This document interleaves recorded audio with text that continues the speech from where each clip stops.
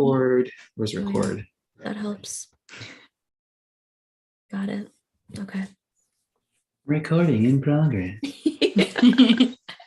All right. So we all are very excited to sit down. First off, let's just go ahead and throw this out here. Today, we're going to review Doctor Strange in the Multiverse of Madness. I had to write that down and read it and make sure I read it right, because whenever I did my short review, I didn't say the title right. And I know whenever somebody watches, they're like, you got the title wrong. And it's going to be like, whatever.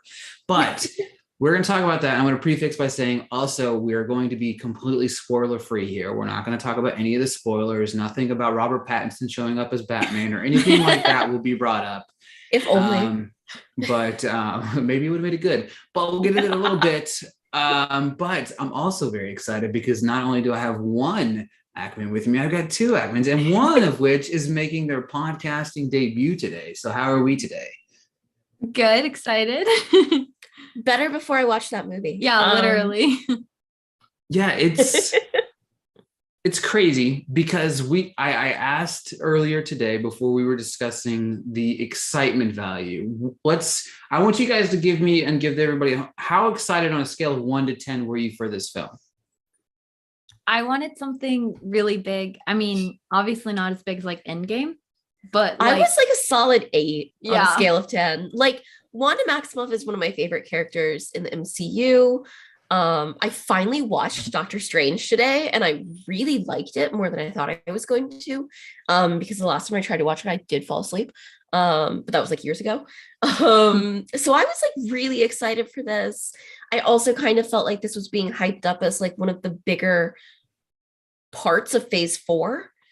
And I've really loved Phase 4 until this moment. Same.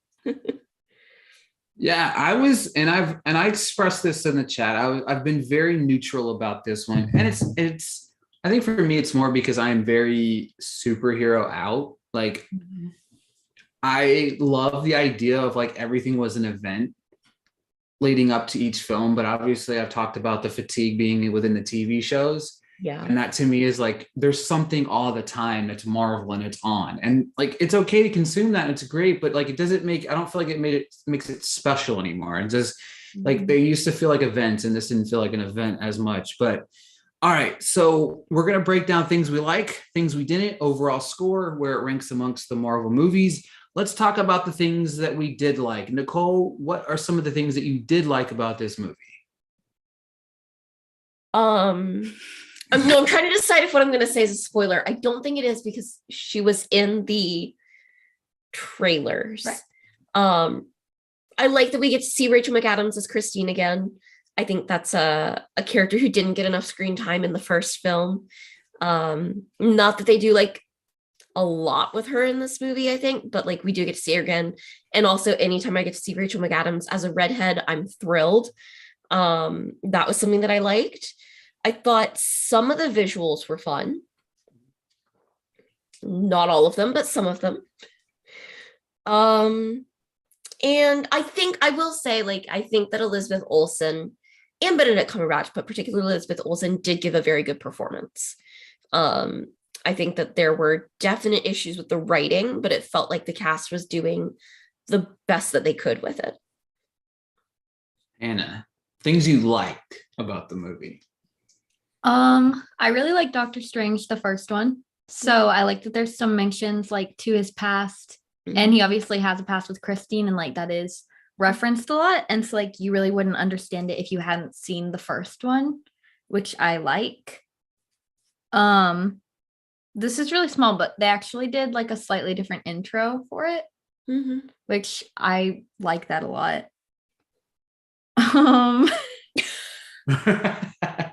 The way that we are grasping at straws. Yeah, it really is. I want to mention real quick though, at the beginning though, he does wake up in the middle of I don't know if this is spoiled, whatever. Woke up in the middle of a dream and his laptop is still sitting there. My laptop would have been fell over. Like that really bothered me. I don't know why it did, but as a person that has fallen asleep with their laptop on the bed, like that would have been on the ground. Like, no, I literally wake up like that so often. It happened to me literally last week. I woke up, laptop still open in my bed. She does that all the time. I felt very seen in that moment.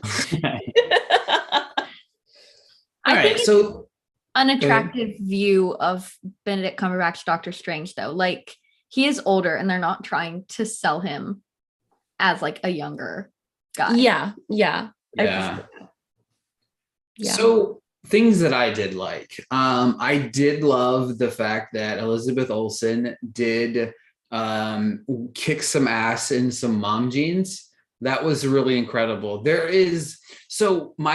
And I won't talk about this quite yet, but there was some sequences with her that she really kicked ass. And I was like, that was incredible. Like there's several sequences where you're like in awe.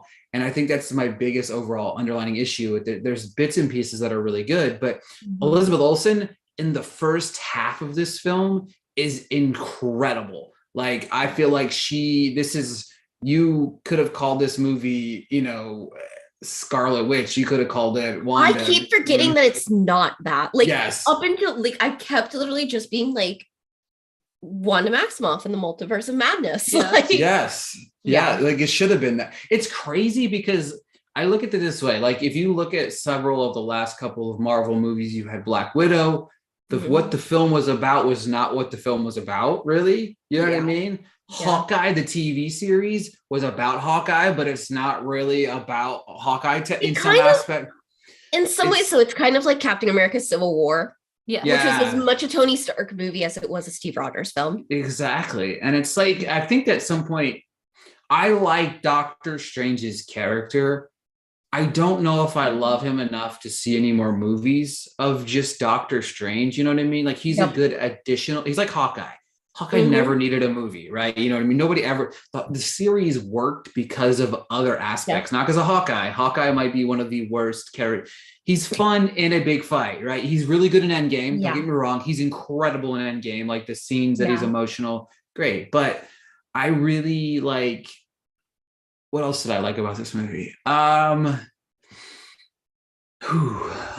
There's a fight sequence between, I forget his name, and Doctor Strange, and then they're fighting in between the thing. There's some of those hand-to-hand combat scenes that I really did like there. There's some good fight sequences and there's some really bad ones. But I can't really think of anything else I like.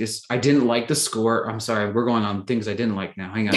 All right, so transitioning there, as you can see, folks, with the tone of what this conversation already is like, this movie was not very good on so many different levels, and we'll kind of get into the things we didn't like now. And yeah, go ahead, Hannah. I'm going to let you kick us off there. I think they got honestly just a little lost overall. Just a little lost with Doctor Strange. Like, even as soon as we see him, I was like, this is not Stephen Strange that we saw in the first one. And I was genuinely confused. And then like 15 minutes in, I was like, oh, I guess we're just gonna stay here with that. Yeah. A lot of the like CGI effects were just not very good. And then they would have really good ones. Yeah. And some of them I was like, this is terrible. Like, this is so bad. Yeah. I think Wanda's character gets very lost as well. And a lot of it just felt like kind of unnecessary. And I was just like really confused. Yeah. And not in a good way, right? You know what I mean? Like, you watch everything everywhere all at once, and sometimes you're very cute. And the thing about this is, the problem with this is there's going to be a lot of comparisons to that because that movie just came out recently. And it's not necessarily fair because they're two totally different movies, but they're also set in multiverses, which doesn't help this movie. And the script is terrible. Like, there's no emotional weight to this film. No. Right? There's none. And that really bothers me because there should have been. Right? I feel like this could have been a very, like, even when you get to the point where you have WandaVision, where she's stuck between her and Scarlet, you see that internal battle. I didn't care. Like, she's fighting for her kids per se, and there's no, like, I'm just like, okay. WandaVision was like completely heartbreaking. Like, everyone was so hung up on WandaVision. You know, the whole thing too about how like Sam Raimi apparently like didn't watch all of WandaVision or something. I believe it. I believe it 110%. Because Me I think too. that it felt like they kind of took a lot of character development that has happened for Wanda and just like I don't know where it went. They just like threw it out the window. Because I think that where we end in WandaVision and where we find Wanda in this film, there's a really weird disconnect. Yeah. It feels like she threw her morals out the window in like a way that's not justified in terms of a character arc. And I just like, as someone who loves Wanda a lot, I feel like they really messed it up. She did look good in the mom jeans, though. I must admit that. She did. And Lizzie Olsen did the best that she could, I think. Oh, she's in, like, yeah, I agree with you. There's yeah. several scenes where she's like, and that's my problem with this movie. There's several scenes where you're like, this is what I wanted for 2 hours, right? This is 2 hours and 9 minutes. I was very surprised when you told me that. A lot of Marvel movies like to overstay their welcome, whether it's a good thing or a bad thing sometimes, but this one felt long. Like this felt longer than like Spider-Man did. I cannot believe this was only 2 hours. Yeah. Like I also just like everything it felt like has been leading up to this movie. Mm-hmm. Yep. And I wanted it to be like a Civil War Avengers movie sort of thing. And then I was very underwhelmed. It felt completely out of place. Again, this is spoiler free. Were you guys underwhelmed with who was in the movie and who? I'm sorry, underwhelmed with who wasn't in the movie. Yes, right. I think that Marvel has created a problem for itself. In that one of Marvel's whole things has been that the MCU is connected and it all works in the same universe. It's not like DC where things are disjointed. And I don't think everything's connected anymore because I think that there are things that have happened in films that contradict each other now, particularly if you add in the TV series as well. Yep. Like in particular, I don't think that Loki, Eternals, and Multiverse of Madness can all work in the same universe. Because they all work on multiverses, but they're all different. Yeah. So that doesn't work. Marvel doesn't know what their multiverse rules are anymore. No. Breaking it. Like time travel, they just don't understand. Another thing that was really disappointing was the lack of time we've spent in like multiverses. We were in like 3 multiverses and like in like I'm an hour into the movie and I think we were in like maybe 1.5 multiverses. And it's like, we didn't really get to explore them that much. Like I wanted to know. It's the title of the movie. Like, hello guys. Like, by the way, I'm not going to butcher Miss Gomez. I'm going to call her Miss Gomez. I don't know how to say her first name. If you guys do, run with it. But America, her being her name, it was the worst name ever. Can we please, God bless America. Like, I didn't mean to say it like that. But also there's some lines that use her name that are like funny because of her name being that, that are meant to be serious. Oh my God. I was like, America. And you forget that her name's America. Yes. And you're like, they say the line and you're like, that's funny. Oh, wait, it's not funny because her name is actually America. And it's like, what? Why? Another it's like thing. Suddenly Stephen Strange is addressing the country of the United States. I liked her character, but there was no character development there. Yeah, she was very much just like an object that got like carted around. That's a perfect example. That's a perfect thing. In Disney films when there's like an animal sidekick. Yes. She had all the character development of like Olaf. She's the best friend of Daisy Edgar Jones in Fresh. Like, you know what I mean? Like, that's what she was. Yeah. She didn't Although I think the best friend in Fresh gets to do more. That's true. Also very true. Yeah. And like the actress was good. Yes. I did love her. Yeah. Miss Gomez. It's not like she's so young that they were like concerned that they couldn't do much with her or something. Like although I will say actually one thing I do like about this film is it felt like for a while in the MCU and he's still kind of doing it. Hawkeye was like the surrogate father for every character. And now Stephen Strange has decided to become the dad to every child that he finds. And I do love that. Like, I like this idea that particularly with some of the other characters gone, that Steven has sort of stepped into this role as a mentor, in the way that, Tony used to be for sort of younger characters in the MCU. So I do appreciate that. Although again, I don't want to I'm trying to figure out a way to say this without it being a spoiler. I also think there are things in this film, and we were discussing this on the car ride home, that contradict things that Stephen Strange said in Endgame. Right. Because there are universes that we see. They talk about Thanos too much. I think that's my thing. And I think it just doesn't fit his character. Yeah, and I can't talk about that. That's too much of a spoiler. But whenever they do bring him into the equation, it didn't make any sense. Either they broke things that have happened before. Yeah. Or we need to question these characters and if they've been telling the truth. Right, exactly. Him look horrible, and we already did that whole thing in the first one where he's not a good person, and then he is at the end, and so we really had to go through all that again. Yeah, I wasn't a fan. I don't know. I really just did not like this movie. And I think some of the visuals also just were not good. Some were, but then there were moments of visual effects where I was like, oh, yikes.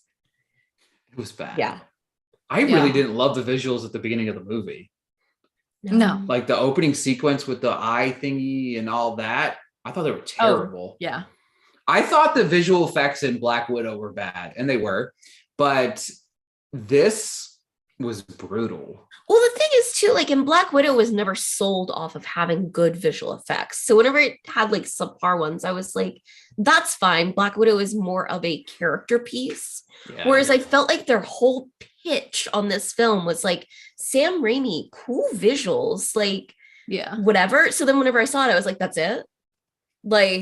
I felt Inception did a better job with the Multiverse of Dreams than this did. Inception's an incredible movie that really highlights. You know what has a lot better visuals in this film?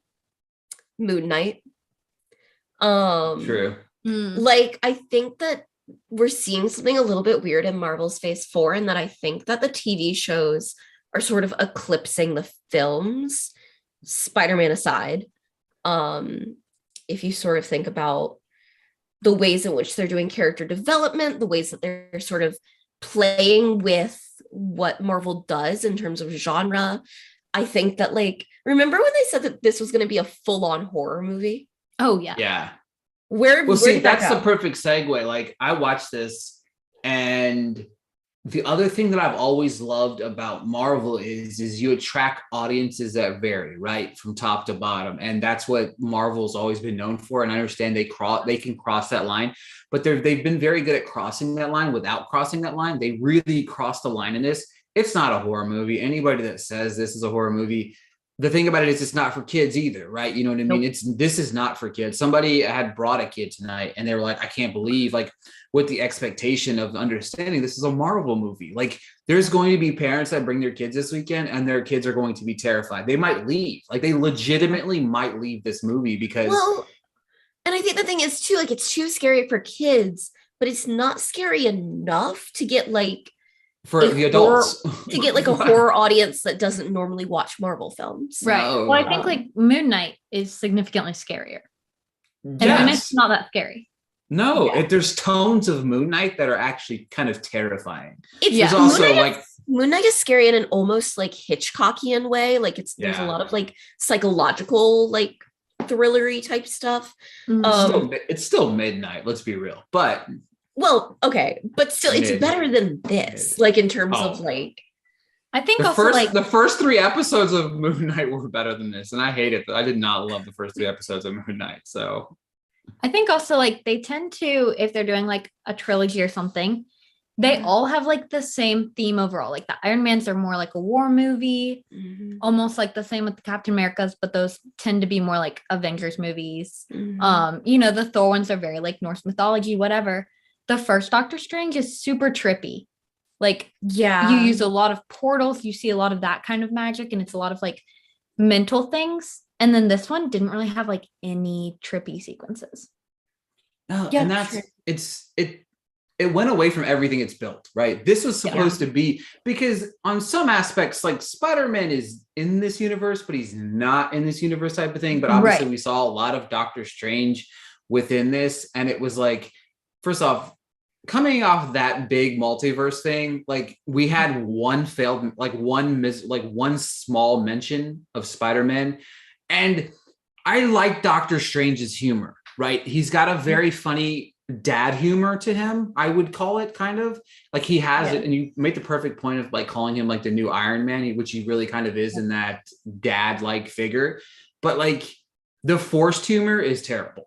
Like there were several bad jokes. Like they beat the Spider-Man joke to death. Like the first line, funny. 7 lines after, I'm like, all right, guys, like you literally are killing me. That random moment that they put into like slow-mo that I think was meant to be funny, but I was just like, that was dumb. Yeah. Like I think the funniest moments are literally just between Doctor Strange and Wong, which has always been funny, and they love each other in real life. So like, it's incredible. Like they have a great banter, like the whole bowing thing, whenever the bowing moment does happen, hilarious, right? You know what I mean? And I love Wong. I think that he's I love him. Another use, they just did not use him well in this at all. Like he's incredibly important to Doctor Strange in this universe, like in Doctor Strange's world. Like this is a right-hand man, and in some aspects he's really the top dog, you know what I mean? He really is the top dog of it all. But like I'm trying to not give too many spoilers, but where was he in all the other universes? Right. There's no other Wongs, there's only one Wong. And we see in the first one, he's incredibly intelligent. Yeah. 100%. That's why I love his character, because he's the over intelligent guy that's a super fucking smart ass. Like, and I love that. You know what I mean? And he also gives like Doctor Strange, he keeps him grounded, right? You know what I mean? Like he keeps him level headed. And I know that's like where Rachel McAdams really kind of played a role in this. She was the kind of like aspect of keeping his head on straight and like trying to make sure that he stayed afloat. But Wong was like severely missed throughout this. Like he had more emotional and impactful moments in other films that were not Doctor Strange, where he's not supposed to be the right-hand man. There was another character, and I'm not going to say who it is because I'm not trying to give spoilers, but that I think it did not make sense that they didn't show up in some of the multiverses that we see, to a point that I was like, was that person just not available? Because from a writing perspective, omitting them was dumb. Like, I think you probably know who I mean.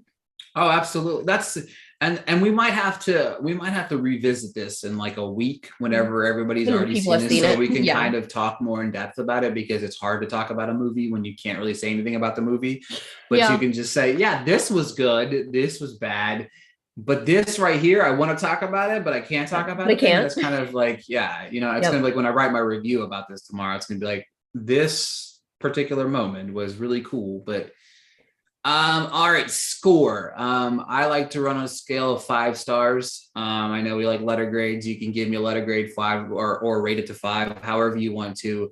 Where does this rate for you overall? Hannah, you're first. I would say like a 2 out of 5. Nicole? Especially because it's a Marvel movie, so I expected a lot more. I'm going back and forth between a 2 and a 2.5. We're seeing it again on Friday. We're seeing it in IMAX. I want to see if that helps at all, if maybe like having lower expectations makes it a 2.5 instead of a 2. But I went in saying that I gave the original Doctor Strange 3.5 stars, and I wasn't super excited about it. I wasn't. I walked into this, I was not excited for this at all. I really just did not care about this, and I didn't think it was going to be good. And I do that with a lot of movies anymore, because I get worried about just having high expectations for movies, but this was not good. And I'm very much in the 2.5 range. Like Elizabeth Olsen for me gets a full star by herself just because of what she did.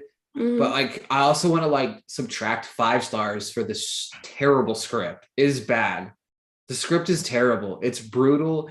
Yeah. And whoever, like, I'm sorry, but this is probably one of the worst scripts in Marvel's history, like script wise, like not worst movies, because there's been worse movies, but even if you look at some of the quote unquote worst movies of Marvel, a lot of them are early on, right? Well, and I they're also still think, figuring like, shit out.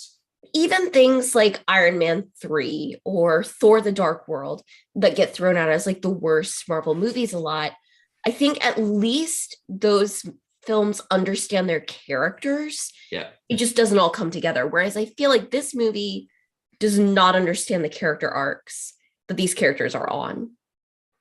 I don't. And it's incredibly and this crazy is like, as much as Spider-Man's not part of the universe in some aspects, but he is in some aspects, but you're coming off one of the, not just one of the best Marvel movies, but you're coming off one of the best comic book superhero movies of all time. And then you follow that up with Batman, which is also one of the best comic book movies ever made. You're that next step, right? And you fall short significantly. Like, if I am looking at the grand scale, this is not a good movie. It's not. Like, I literally, the movie ended and I turned to Hannah and I said, at least we have Thor Love and Thunder. Like, because, which now it's like almost feels unfair to that film, because I feel like now there's more pressure on it. More pressure than ever.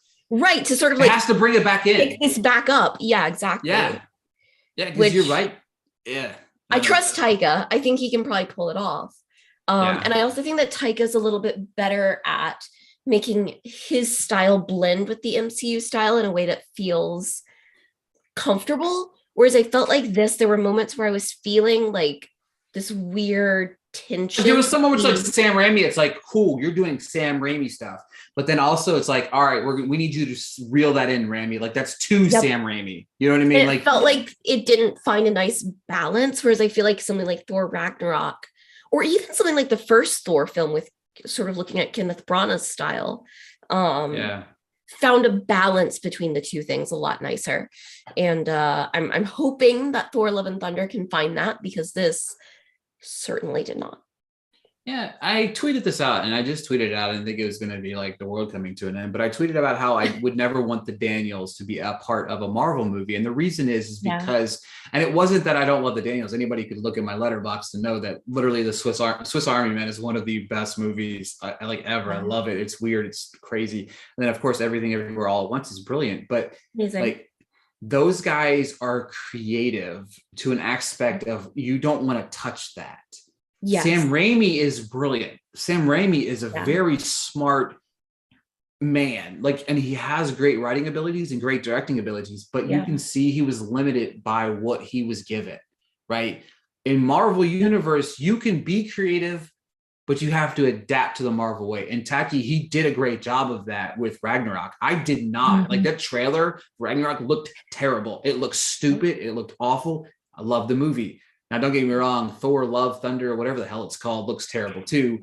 But I'm very excited about it because I do love his work, and I do think that it could be good. But the expectation, it's going to be interesting. Yeah, I did see this movie. I saw this movie with a bunch of critics. A lot of them really enjoyed it. Thought it was very good. We watched two totally different movies, apparently. But I think this is going to be very divisive. I really do. I really feel like this could be one of the lower rated Marvel movies we've seen in quite some time. I think part of the issue with it will be too that I'm trying to figure out the right way to say this. There aren't as many Doctor Strange fans as there are Wanda fans. I feel comfortable making that statement. Yeah. And I don't think Wanda fans are going to be happy with this film. And I think they've been capitalizing on the like Wanda hype to market this movie after WandaVision. And I think that's going to sort of come around and bite them in the ass. So, yeah, I think they could have done like almost anything to Wanda, and the Wanda stans would keep loving her. They would support that with anything.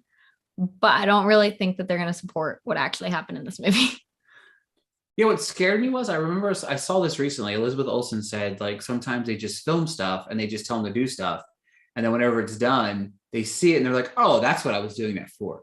And that kind of scared me a little bit, because if you're not giving context and like some sort of emotional weight to your characters, that what they're doing, obviously they can't see it. They're green screening the shit out of everything. You know what I mean? Which I think to a fault, it's gotten bad, right? You know what I mean? But if you're not giving them emotional weight, you can't get that. I can't get that vibe from anybody. I never felt anything in this entire movie. Like the only thing that I ever felt throughout this entire movie was the conversation between Wong and Benedict and Doctor Strange at the end of the movie.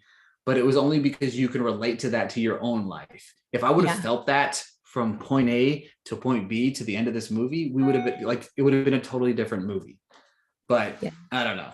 So just before we go, overall thoughts and where you think it is. It like, I mean, obviously I think we're all going to be on the same page here, but like, you know, top, mid, bottom tier. Does this reach your bottom 5? We talked about it. You don't have to list the bottom 5, but does this fit itself into that bottom 5 for you guys? You know what I'm actually very thrilled about? I think Thor: The Dark World is my guilty pleasure film. Like, it's a bad movie. I will readily admit that. But I like it because there are good things in it. And I think that it's a really interesting, the way that it advances the characters, I think is interesting. This movie gets to push Thor: The Dark World out of my bottom 5. So thanks to it for that, I guess. It is definitely in my bottom 3. Yeah. And I usually like, whenever I'm rating a movie, I think about what I want to watch it again. I have to watch it again on Thursday opening night because we have tickets. Yeah, Thursday. But after that, I will probably never watch it again because I literally, I'm going to pretend like it didn't happen. That is not, no. It's not as bad as the film I'm about to say, but in some ways, the way that I felt after watching it and knowing I had tickets to see it again felt like my experience the first time I watched The Rise of Skywalker and knew I had tickets to see it a second time. And I was like, maybe I'll like it better. I didn't. I'm like, I have to go see that again. I'm like, oh, we're going to see it in IMAX. I had it booked in my head. I didn't buy the tickets yet, but I had it booked in my mind. I was like, I'm ready to watch this again. I probably will never watch this movie ever again. Yeah. I have no desire to. Whenever the clips come up online where I can watch Hot Mom Jeans and Olsen just killing people, I'm all about it. Let's go. But and honestly, we probably will have to rediscover this conversation because there's a lot of stuff that happens with spoiler X, Y, and Z that I hate so much that I can't wait to just have conversations with, because it's awful. Like, and we will probably be back with this again because there's a lot of the stuff to talk about spoiler wise that I hated so much about this movie. Same. So, we'll be back. Well, this has been a great first. I'm glad we were on the same page. I was terrified that I was going to get yelled at because as soon as I came out, I was like, holy shit, that was bad. I was like, I texted a few people, one person got back, said, I loved it. I was like, shit. All right, let me text the Ackmans. Let me see where we're at, because I was going to say, like, let's leave all of our impressions for the show, but I was like, I needed to know what I was walking into. Yep. I was like, am I going to get ganged up on? Because I'm terrified. And I didn't. So it's incredible. But Hannah, this is great first part. Like, you were nervous. You were freaking out. Like, you killed it. I don't understand. Thank you. Yeah. Well done. I understand.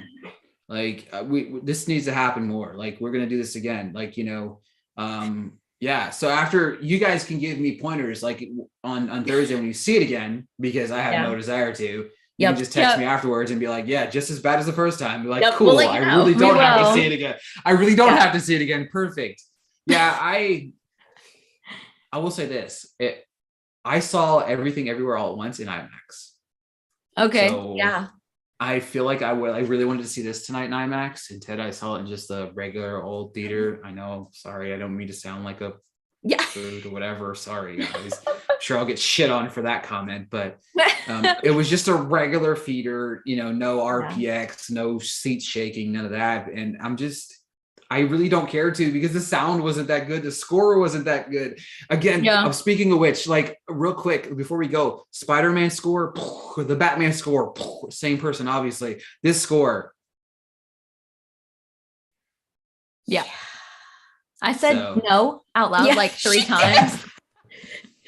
Luckily we were in like a fairly empty screening, because she literally a couple of times said no out loud. And I was like, oh. And like, when you've lost as big of a Marvel